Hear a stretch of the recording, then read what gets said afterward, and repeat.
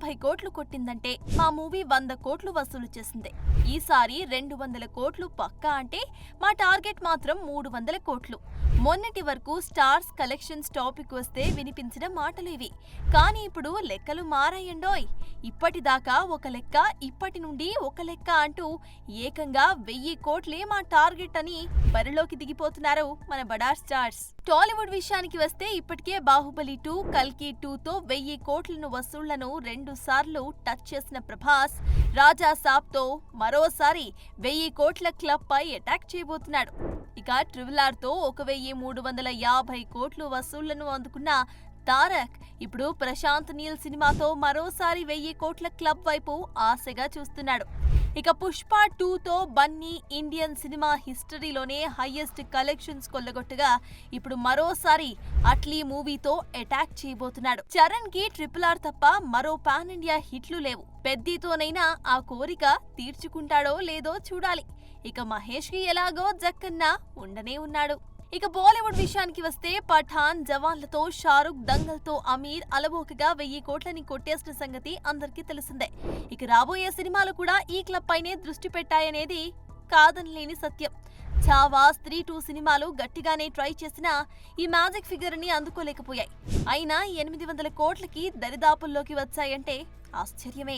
అయితే ఊహించని విధంగా ఇప్పటి వరకు కాలీవుడ్ నుంచే ఒక్క సినిమా కూడా ఈ జాబితాలోకి చేరకపోవటం కాస్త ఆశ్చర్యమనే అనుకోవాలి.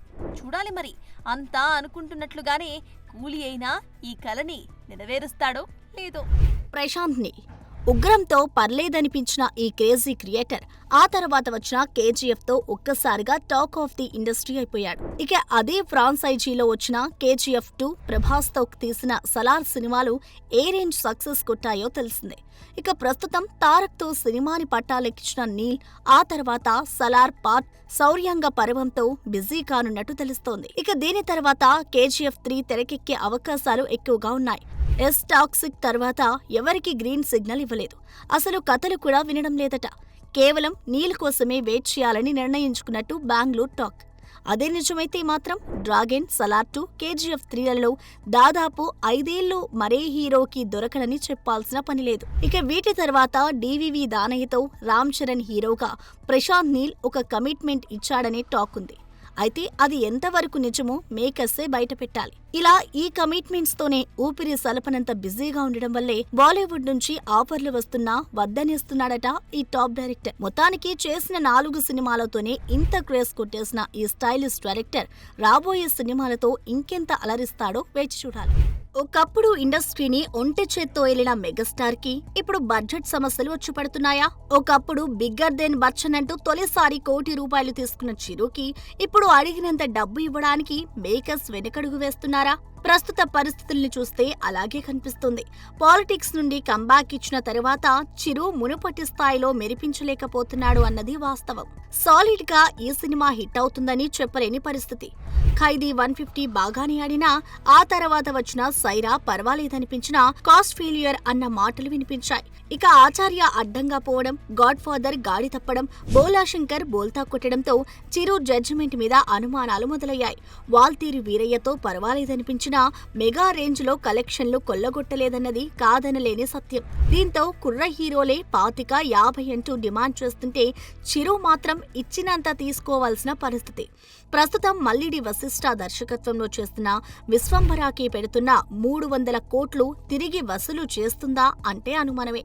మరోవైపు అనిల్తో చిరు చేస్తున్న సినిమాకి అడిగినంత బడ్జెట్ ఇచ్చే సాహసం చేయట్లేదట షైన్ స్క్రీన్స్. ఒకప్పుడు చిరంజీవి సినిమా అంటే కలెక్షన్లతో డబ్బులు రాబట్టుకోవచ్చనే నమ్మకం ఉండేది. కానీ ఇప్పుడు లేదు. సినిమా బాగోలేదు అని టాక్ వస్తే రెండో షోకి అటువైపు పోయేవారే లేరు. అది చిరు సినిమా అయినా సరే. ఇప్పుడు చేస్తున్న విశ్వంబర సూపర్ హిట్ అయి 500 కోట్ల వసూళ్లు కొల్లగొడితేనే అనిల్ రావుపూడి చిరంజీవి సినిమా తీసిన ప్రయోజనం ఉంటుంది. అలా కాకుండా క్రేజీ కాంబినేషన్ అంటూ సినిమా తీస్తే మాత్రం నిర్మాత అస్సాం అయిపోవడం ఖాయమంటూ చెవులు కొనుక్కుంటున్నారట నెటిజన్లు. మిడ్ సమ్మర్ వచ్చేసిన సాలిడ్ సక్సెస్ ని మాత్రం బాక్స్ ఆఫీస్ చూడలేకపోతుంది. భారీ అంచనాలతో వచ్చిన అర్జున్ సన్ ఆఫ్ వైజయంతి అనుకున్న స్థాయి నంబర్స్ రీచ్ కాకపోవడం, తమన్నా శివశక్తిగా నటించిన ఓదెలటు అనుకున్నంత ఆడకపోవడంతో ఇప్పుడంతా వచ్చే ఏప్రిల్ 25పై ఆశలు పెట్టుకున్నారు. వీటిలో ప్రియదర్శి హీరోగా సెన్సిబుల్ డైరెక్టర్ ఇంద్రగంటి మోహన్ కృష్ణ దర్శకత్వంలో రూపొందిన సారంగపాణి జాతకం మీదే కాసిన్ని అంచనాలు కనిపిస్తున్నాయి. ఇక కోర్టు హిట్తో మంచి జోష్లో ఉన్న ప్రియదర్శి ఓపెనింగ్ ని తెస్తాడని మేకర్స్ గట్టి నమ్మకంతోనే కనిపిస్తున్నారు. ధమాకా మజాకాలని తెరకెక్కించిన త్రినాథరావు నక్కిన తొలిసారి నిర్మాతగా మారి చేసిన ప్రయత్నం చౌర్యపాఠం. ట్రైలర్ ప్రామిసింగ్ గానే కనిపిస్తున్న కొత్త మొహాలు ఆడియన్స్ ని ప్రేక్షకుల ముందుకు ఎంతవరకు లాక్కొస్తారనేదే అనుమానం. అయితే సినిమా చిన్నదైనా కంటెంట్ బాగుంటే ఆడియన్స్ కోట్లు కురిపిస్తారని ఎన్నోసార్లు ప్రూవ్ చేశారు కూడా. చూడాలి మరి చౌర్యపాఠం ఆడియన్స్ డబ్బుల్ని ఏ మేరకు కొల్లగొడుతుందో. ఇక ఇదే వారం పలకరించనున్న మరో సినిమా అలపూజ జింకానా. మలయాళంలో ఘన విజయం సాధించిన ఈ తెలుగు డబ్బింగ్ ప్రేమల తరహాలో మ్యాజిక్ చేస్తుందని మేకర్స్ గట్టి కాన్ఫిడెంట్ గానే కనిపిస్తున్నారు. ఇక ఇవి కాకుండా ఎర్రచీర, శివశంభో, సూర్యాపేట జంక్షన్, సర్వం సిద్ధం, హలో బేబీ, 6 జర్నీ, మన ఇద్దరి ప్రేమ కథలు వంటి చిన్న సినిమాలు కూడా ఇదే రోజున తమ లక్ ని టెస్ట్ చేసుకోవడానికి రెడీ అయిపోయాయి. అయితే వీటిలో ఒకటో రెండో చివరి నిమిషంలో వాయిదా పడినా చెప్పలేం.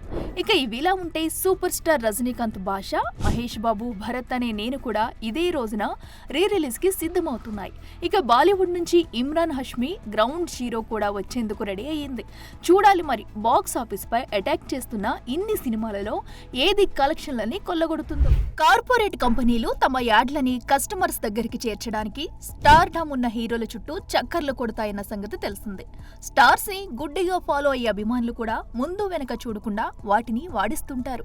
అయితే డిమాండ్ ఉంది కదా అని ముందు వెనక తెలుసుకోకుండా యాడ్లకి ఒప్పేసుకుంటే ఇదిగో ఇలాగే ఉంటుంది. విషయంలోకి వెళితే తన పనేదో తాను చేసుకునే మహేష్ లేటెస్ట్ గా ఒక రియల్ ఎస్టేట్ వెంచర్ కి బ్రాండ్ అంబాసిడర్ గా పనిచేసినందుకు ఈడీ నోటీసులు అందుకున్నాడట.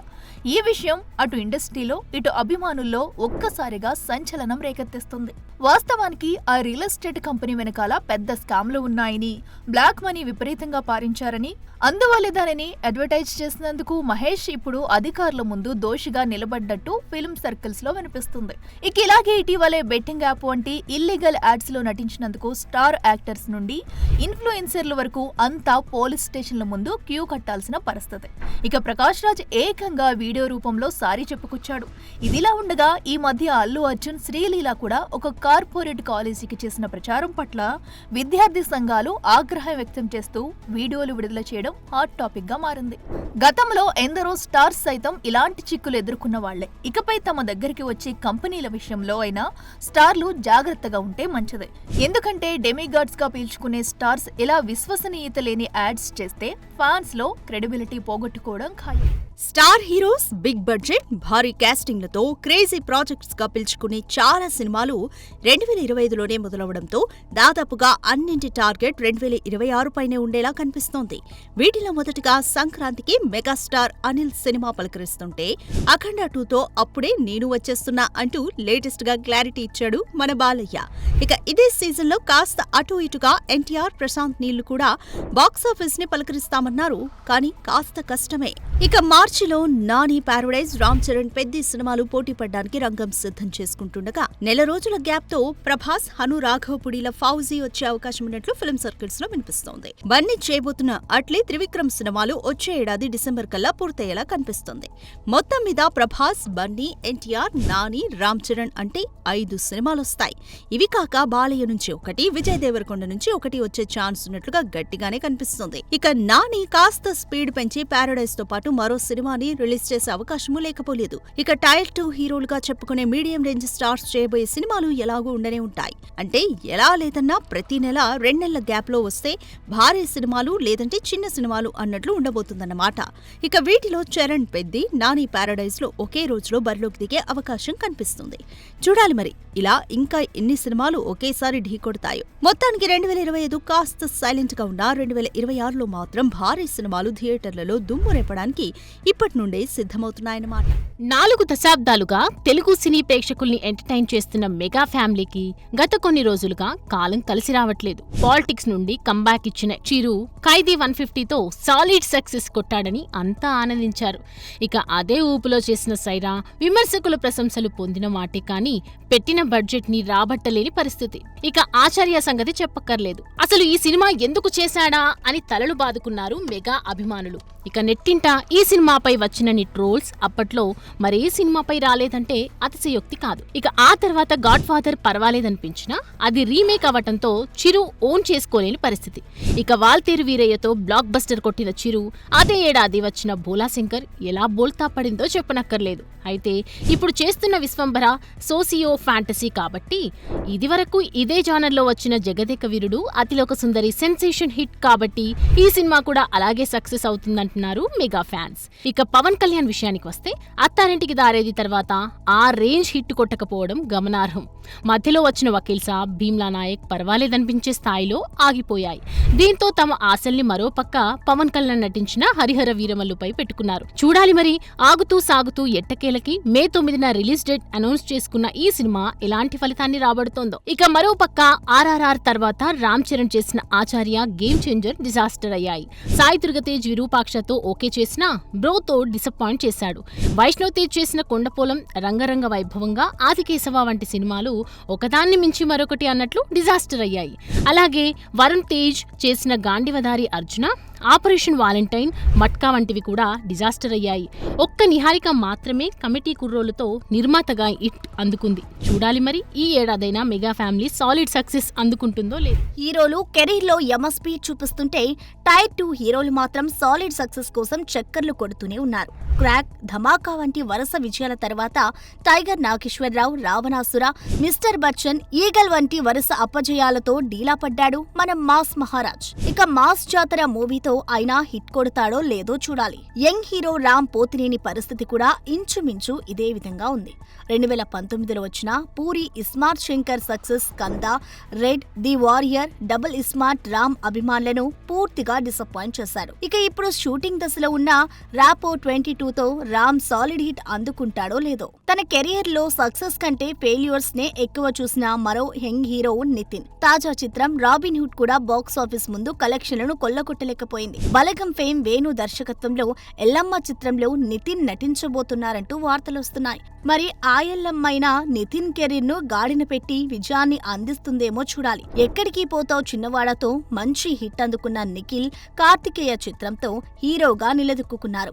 అయితే ఆ చిత్రానికి సీక్వెల్ గా వచ్చిన కార్తికేయ 2 పాన్ ఇండియా స్థాయిలో మంచి సక్సెస్ ను అందించిన ఆ తర్వాత నిఖిల్ కెరీర్ పూర్తిగా గాడి తప్పింది. ఇక ఇప్పుడు స్వయంభూ మూవీతో తన అదృష్టాన్ని పరీక్షించుకోనున్నారు హీరో నిఖిల్. వెనుక మెగా, అక్కినేని అనే స్టార్ ట్యాగ్స్ ఉన్నప్పటికీ ఒక్క విజయం కోసం ఎదురు చూస్తున్నారు ఈ బ్రాండ్ వారసులు.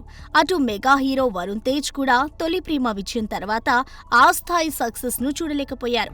ఇక అక్కినేని అఖిల్ సుసింద్రి మూవీతో అతి చిన్న వయసులోనే సినీ రంగ ప్రవేశం చేసిన ఈ కుర్ర హీరో ఖాతాలో ఇప్పటి వరకు ఒక్క అదిరిపోయే హిట్ కూడా లేకపోవడం గమనార్హం. బాలీవుడ్ గత కొంతకాలం నుంచి ఇండియన్ బాక్స్ ఆఫీస్ దగ్గర డ్రైగా నడుస్తున్న cine industry.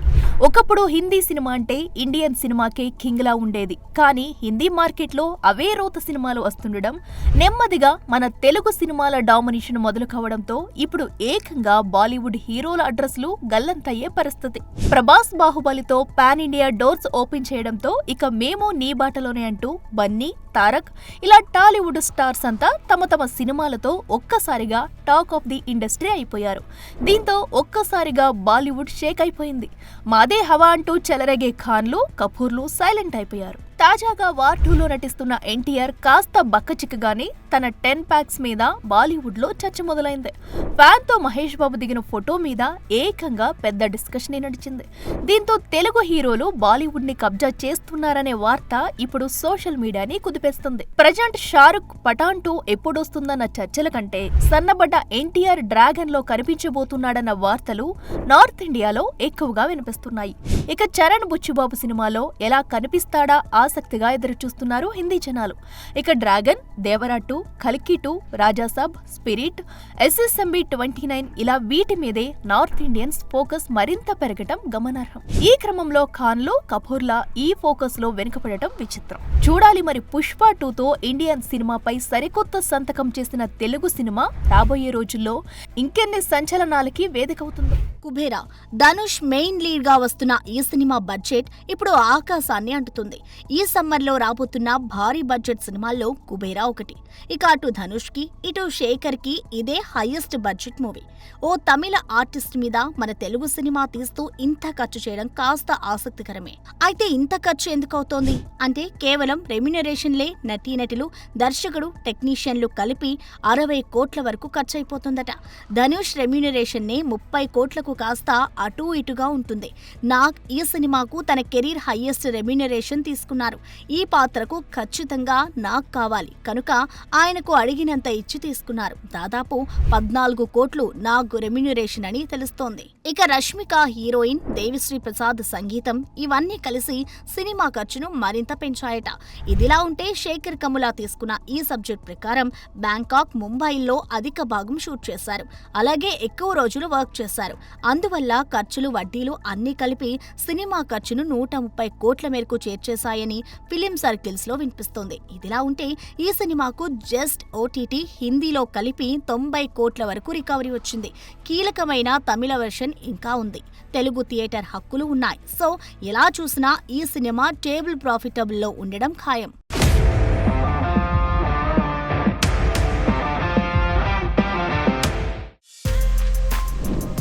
For more videos like this, subscribe Big TV channel.